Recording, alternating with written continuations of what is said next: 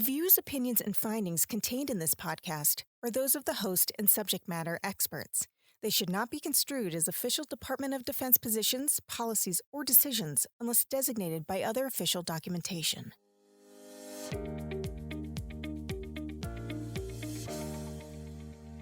Brain Injury Awareness Month is an opportunity for the Defense and Veterans Brain Injury Center, or DVBIC, to tell the story of traumatic brain injury through the experiences of those who have fought and continue to fight for the freedoms that we enjoy.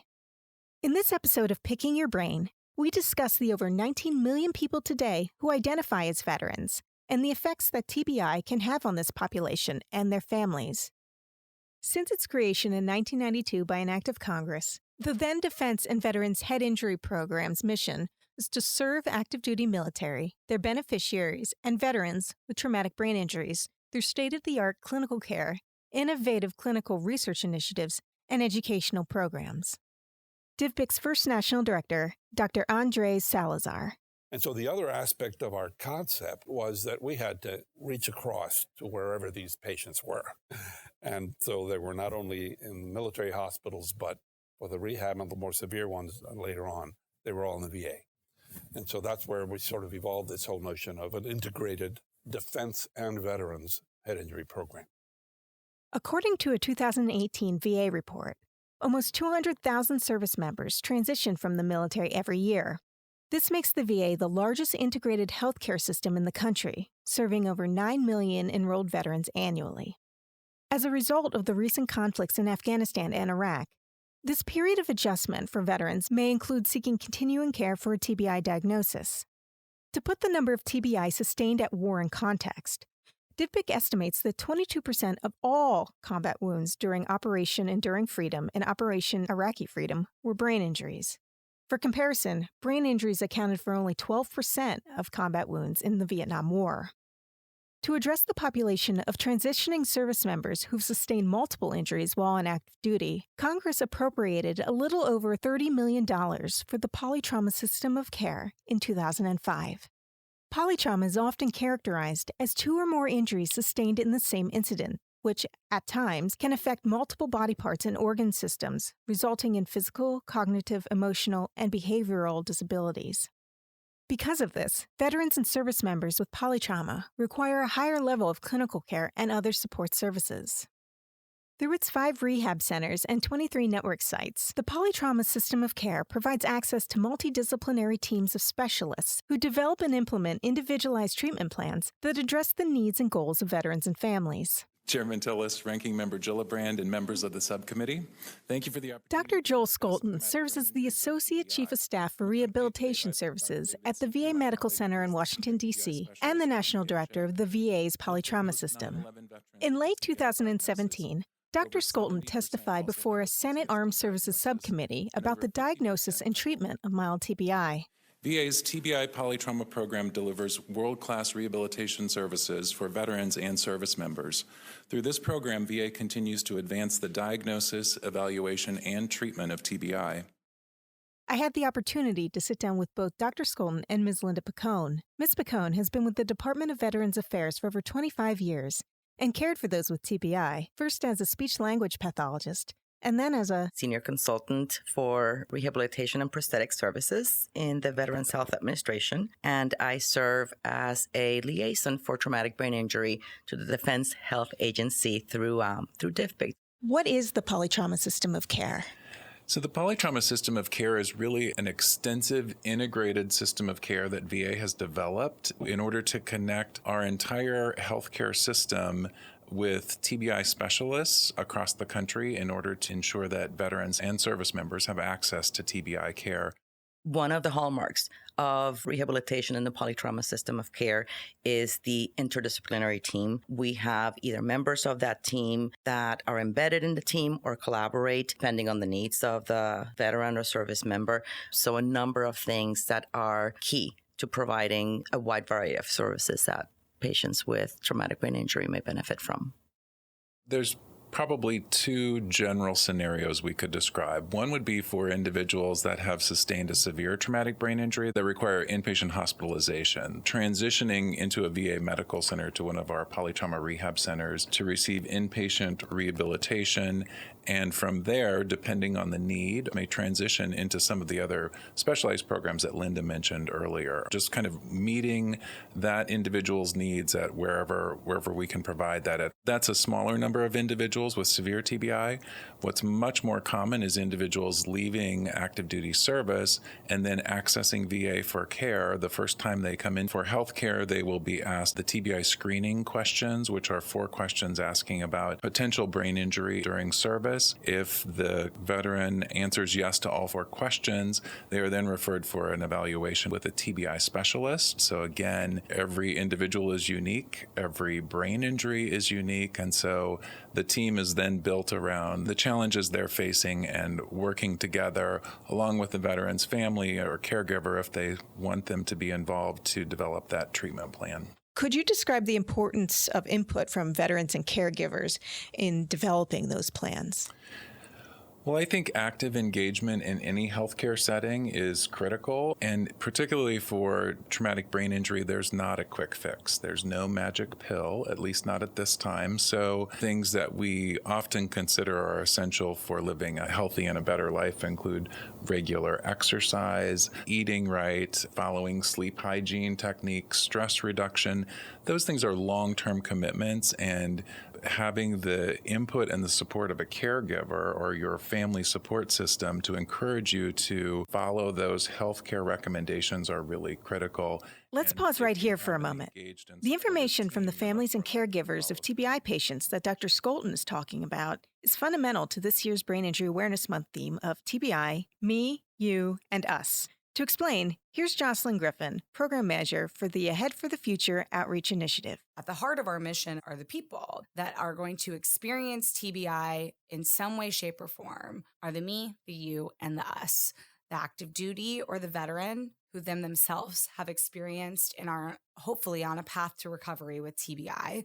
The providers that are working so hard to get the most accurate, updated information. And then the us, which is the family member or the caregiver, anyone that is functioning in a support capacity for someone who is experienced and is living life with a TBI. Now back to my interview with Dr. Scholten and Ms. Linda Picon. Can you tell us about the VA's TBI research programs and how they're all interrelated to each other? So the VA has a really robust research program that we're very proud of in collaboration with other federal agencies and civilian partners. You know, when you look at the different research programs that we have, we're really looking to understand traumatic brain injury and what it does to a person. So we have programs that we do, for example, with TBI, studies on the improved understanding of medical and psychological needs in veterans and service members with chronic traumatic brain injury, where we're looking at the long-term effects of TBI and how comorbidities may impact someone's health over a lifetime. For example, the long-term impact of Military Relevant Brain Injury Consortium, or LIMBIC, that was funded this last fall in 2019, that also look at the longitudinal effects of traumatic brain injury, the different comorbidities, sensory problems, and so forth that can impact someone over their lifetime. What are the unique challenges that veterans face when recovering from or living with a TBI?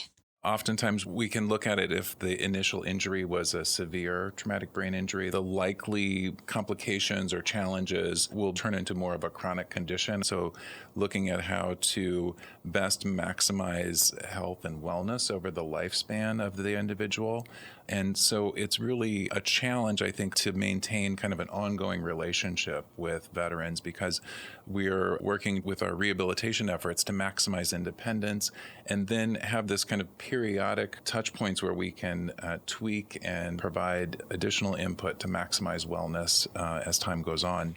So I do think that much more than stigma is the thinking that, oh, I'm going to get better, things are going to be fine, or, you know, I don't have time, I'm busy, I'm working. So we really focus on that access, making sure that people have access to the information and the services, as Dr. Scholten mentioned, through telehealth means, being able to connect to a provider from your home at a time that's convenient for you.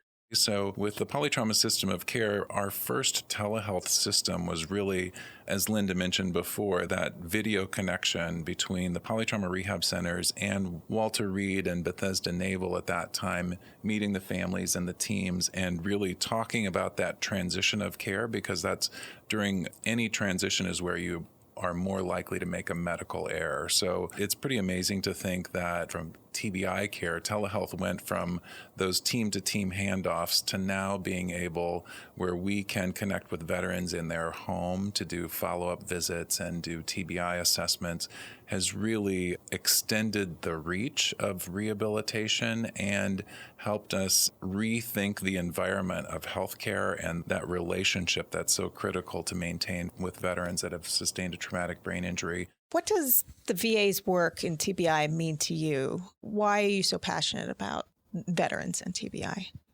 In medical school and residency, I was always fascinated with the nervous system and particularly how the brain worked and just the challenges of not only diagnosis, but also treatment. And so having had the privilege of working in rehabilitation and seeing how rehabilitation and really developing an individualized plan can make a massive impact in someone's life was incredibly rewarding. And then in addition, having that privilege of working at the VA and having a mission to care for our service members and veterans who have, placed their life on the line is really very rewarding and just, again, a privilege to be able to do so. I do have to say that, from the very first exposure that I had to traumatic brain injury, I was fascinated by it. I think that the aspect of rehabilitation and what you can do to help someone overcome the challenges and the effects of traumatic brain injury is extremely rewarding. But in particular, when I am working with veterans and service members, there's this sense of pride and honor to be able to help someone who has fought the fight and been in combat or in other ways has served the country. That has been extremely, extremely rewarding. I think in particular, over the years when I started seeing people who have just recently been in combat and the stories that they were telling, the ways in which they were injured, there was just a sense of pride in being able to contribute to that rehabilitation and well-being of that person that I can't explain in words. Truly an honor to be able to see someone who can't eat, who can't talk, who may have, challenges with mental health and other aspects of cognition and so forth, to be able to return to life and to their communities and to doing the things that it's beyond rewarding. Thank you so much for sitting down and talking to us. This was really wonderful. Thank you. Thank you. Thank you. Our pleasure. The VA offers TBI rehabilitation and care for eligible veterans and service members at VA medical centers across the country. Please visit the TBI Polytrauma System of Care website at www.polytrauma.va.gov or contact your local VA medical facility. For more information about TBI, visit divbic.deco.mil. That's dvbic.dcoe.mil. We'll also have the link in the episode description. Picking Your Brain is a 4-part series from the Defense and Veterans Brain Injury Center that focuses on the care and recovery of service members and veterans who've sustained a TBI. It's produced and edited by Vinnie White and was hosted today by me, Kate Perlman. In the next episode of Picking Your Brain, we'll explore DivBic's clinical investigations into the effects of TBI on service members, veterans, their families, and caregivers.